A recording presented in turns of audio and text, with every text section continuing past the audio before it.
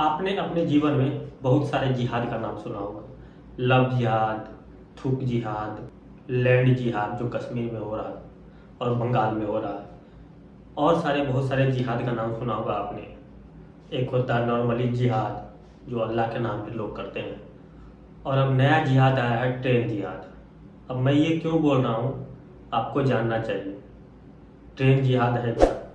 मैं आपको बता दूं कि केरल के कोझिकोड में मोहम्मद शाहरुख सैफी, ये जो आदमी है वो अपने साथ चलती ट्रेन में पेट्रोल लेकर जाता है, उसी में बोगी में रहता है, और वो पेट्रोल छिड़क कर 3 लोगों की जान ले लेता है। पेट्रोल छिड़कने के बाद वह आग लगा देता है, जिसमें एक बच्चे, एक औरत, एक पुरुष की मौत हो जाती है और 8 लोग कुल मिलाकर घायल हो जाते हैं। तो ये एक ट्रेन जिहाद है, और ये उन्हीं लोग के तरफ से क्यों होता है, ये भी सोचने वाली बात है कि इस तरह के जिहाद ये जो भी कहते हैं, क्योंकि वहाँ पर काफिरों का कत्ल वाजिबुल कत्ल माना जाता है। इस्लाम के अनुसार कहा जाता है हिंदू काफिर और काफिरों का कत्ल वाजिबुल होता है। आप काफिरों का कत्ल करेंगे तो जन्नत में जाएंगे। तो इस तरह ये लोग जन्नत जाने के लिए काफिरों का कत्ल करते हैं। उसमें सबसे टॉप पर आता है हिंदू। अगर हिंदू का कत्ल करेंगे तो सबसे बढ़िया जन्नत मिलेगी। वहाँ 72 के बाद हो सकता है 100 यूरो मिल जाए, किसी को 70 मिल जाए, किसी को 80 मिल जाए, ऐसा कुछ होता है। तो इसने क्या करा, वहाँ पर पहले तो यात्रियों के साथ जाके झगड़ा करा, और उसके बाद चलती ट्रेन में उन लोगों के ऊपर पेट्रोल छिड़क कर आग लगा दिया। अब सोच सकते हैं इनकी मानसिकता किस लेवल की है, और इनके दिमाग में कितना जिहाद भरा हुआ है, और किस तरह से ये लोगों को लोग नहीं समझते हैं, जानवर समझते हैं। इससे पहले आपने गोधरा का नाम सुना होगा, जिसमें 59 कार सेवक मारे गए थे। इसी तरह का जिहाद करा गया था। वहाँ पर ट्रेन में आग लगा दी गई थी और दोनों दरवाजे बंद कर दिए गए थे, दोनों साइड से दरवाजे बंद कर दिए गए थे ताकि कोई निकल ना पाए, और 59 कार सेवक जिंदा जल गए थे। वही प्रयास दोबारा से किया गया केरल के ट्रेन में। मतलब जो 2002 में हुआ था उसको फिर से दोहराने की कोशिश की जा रही है एक खास समुदाय के द्वारा, जिसका नाम से ही आपको पता चल जाएगा कि ये कौन से समुदाय का आदमी है, या ये क्या करना चाहता है, किस मानसिकता का है। और कहा जाता है कि मुस्लिमों के लिए बहुत पाक महीना होता है रमजान, और ये लोग बड़े शांति दूत होते हैं, शांति प्रिय समुदाय से होते हैं। तो ये लोग कुछ नहीं करते हैं पाक महीने में, इसलिए उसने 3 लोगों की जान ले ली आग लगाकर। अब इसको भी डिफेंड किया जा रहा है, ऐसा नहीं है कि इस चीज़ को डिफेंड नहीं किया जा रहा है। So called liberal, so called secular इसको डिफेंड करने में लगे हुए हैं। जो आरोपी है शाहरुख सैफी, उसको एटीएस बुलंदशहर में गिरफ्तार कर लेती है, उसे पकड़ लेती है। अब उस पर जो धाराएं हैं वो चलेंगी, केस लंबा खींचेगा, बाद में उसे बेल मिलेगा, प्रूफ होते होते सालों लग जाएंगे या नहीं भी होगा। ऐसे लाखों करोड़ों केस, सॉरी लाखों तो कम हो गया, करोड़ों केस ऐसे फंसे हुए हैं।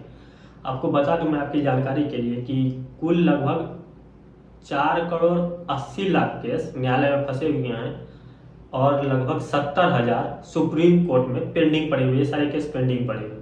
तो इसकी भी फाइल कुछ दिनों के बाद कहीं ना कहीं दब जाएगी, और इस पर धूल मिट्टी लगेंगे, और इसको पूछने वाला कोई नहीं होगा। ये तो मामला अभी नया है तो सभी बात कर रहे हैं, लेकिन उसके बाद इसके साथ क्या होता है, इसे बेल मिलता है जलाने के जुर्म में या क्या मिलता है, तो ये तो एक तरह की आतंक वाली ही घटना सिद्ध होती है। क्योंकि आप जिस तरह से लोगों को कत्ल करना चाहते हैं, ये सीधा आतंकवादियों का काम होता है कि आपको है गोली मार दे, कोई चाकू मार दे, कोई जला दे रहा है, इस तरह का काम आतंकवादी ही करते हैं। और हमें आशा है कि सरकार इसी तरह का केस इस पर लगाएगी जिस तरह का इसने कृत्य किया है। तो कहीं न कहीं हिंदुओं को समझने की ज़रूरत है कि इस देश में आखिर हो क्या रहा है, उनके साथ ही क्यों हो रहा है इस तरह की चीज़ें। एक आदमी जालीदार टोपी पहने हुए आता है, बड़ी बड़ी दाढ़ी होती है, मूछें नहीं होती हैं, और वो कितने हिंदुओं के गले काट कर चला जाता है। ये आम सी घटना हो गई है इस देश में, और इस रामनवमी के बाद ये घटनाएं हर जगह देखी जा रही है। बिहार हो, गुजरात हो, बंगाल हो, मतलब जहाँ पूछो वहाँ इस तरह की घटनाएं, कुछ न कुछ नई घटनाएं निकल कर आ रही है। और ये आम घटना नहीं है, क्योंकि यह आम घटना इसलिए भी नहीं है क्योंकि अब देखेंगे आज यहाँ हो रहा है इस शहर में, तो कल किसी और, परसों किसी और, हर शहर से आपको कुछ न कुछ निकल कर आएगा। शांति दूतों के द्वारा रमजान के पाक महीने में इस तरह से किया जा रहा है। बड़ा शांति प्रिय समुदाय है भाई रमजान के पाक महीने में। अब हम हिंदुओं का क्या है, हम तो बस अपनी बात रख सकते हैं, इससे ज़्यादा कुछ कर नहीं सकते। हमें तो इतना ही आता है, अब बाकी जो देखेगी सरकार देखेगी कैसे क्या करना है। हमें तो उसके पड़ी भी नहीं है कि वो लोग मर गए, अब उनके परिवार को क्या हुआ, क्यों हमें क्यों पड़े भाई? हम कौन है उनके जो हमें पड़े, क्यों पड़े? कुछ महीनों बाद ये जेल से रिहा हो जाएगा, उसके बाद बेल पे फिर से वही काम करेगा। और हमारी जो संविधान है वो इतनी निकम्मी हो चुकी है आज के टाइम में। मैं संविधान की बात कर रहा हूँ जो उसमें धाराएं लगाई जाती है, जिस तरह से बेल दिया जाता है, जिस तरह से चीज़ें की जाती है, इतनी निकम्मी है कि कोई भी अपराधी छूट जाता है। चाहे उसने मर्डर करा हो, चाहे उसने जिहाद फैलाया हो, चाहे कैमरे के सामने क्यों ना उसने गोली मार दी हो या किसी का गला काट दिया हो, संविधान में इतने सेक्शन सब सेक्शन है कि उसको रिहा कर दिया जाता है कि आगे जाकर वो फिर से किसी और के गले काट सके। उसे संविधान छूट देता है। आखिर ये लोग करेंगे भी तो क्या? इनके पास कोई काम धंधा नहीं है पंचर लगाने के अलावा।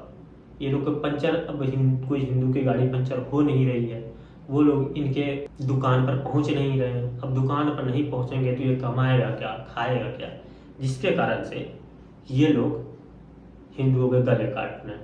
या तो आप अपना पंचर उससे ठीक करवाइए या अपने गले कटवाइए। या एक हिंदुओं का बचने का एक और उपाय है, आपको ज़रूरत है बस एक जालीदार टोपी पहन लेनी है, बाकी बात उसके बाद आप इस देश में कहीं भी सेफ हैं और विक्टिम कार्ड खेलने का पूरा अधिकार आपको मिल जाता है। तो आपको ज़रूरत है टोपी की और बिना मूछ वाली लंबी सी दाढ़ी की। और बिहार से एक खबर है कि जो सासाराम में वो सब चीज़ें हो रही थी, अभी थोड़ी सी राहत मिली है वहाँ पर। लेकिन राष्ट्रीय जनता दल के एक विधायक हैं जिसका नाम है मोहम्मद नेहालुद्दीन, नाम से आप पता चल गया होगा कि ये क्या है। इसने बताया, इसने कहा कि जो भी बम फूटा था वो मुस्लिम युवक अपनी आत्मरक्षा के लिए बम बना रहे थे। मुझे तो लगता है इन्हें सरकारी नौकरी दे देना चाहिए ताकि ये सरकार के लिए काम करें। वहाँ पर आराम से बम बनाएंगे और वहाँ पे घर में बम फटने की सुविधा है नहीं, वहाँ हाथों का इस्तेमाल कम होता है, ब्रेन का ज़्यादा होता है। जो इनके पास शायद ब्रेन में इनके क्या भरा हुआ है वो तो आपको पता ही होगा कि अपना ब्रेन निकाल के साइड में कर देते हैं और एक आती है किताब उसे इसमें डलवा लेते हैं। तो वो थोड़ा सा मिसमैचिंग हो गया जिसके कारण बम फूट गया, एक आदमी जन्नत को चला गया, एक रोजेदार और 5 रोजेदार। और देखिए डिफेंड करने का तरीका क्या है कि किस तरह से उसे डिफेंड किया जा रहा है कि अरे भाई मुसलमान डरा हुआ था इसलिए उसने अपनी आत्मरक्षा के लिए बम बनाया और बिहार पुलिस उसका नाम तक नहीं ले पा रही। अब डरे हुए लोग गले भी काटते हैं, पत्थर भी फेंकते हैं, बम भी बनाते हैं।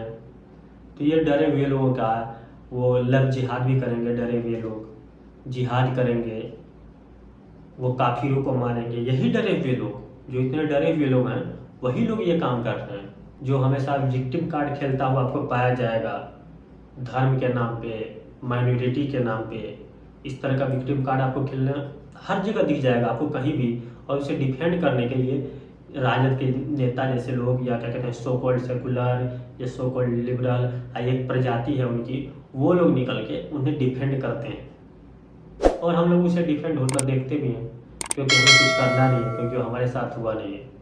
बाकी आप खुद समझदार हैं, क्या सोचते हैं इन मुद्दों पर। अगर आपकी कोई राय या कोई विचार है तो आप कमेंट के जरिए हमें दे सकते हैं।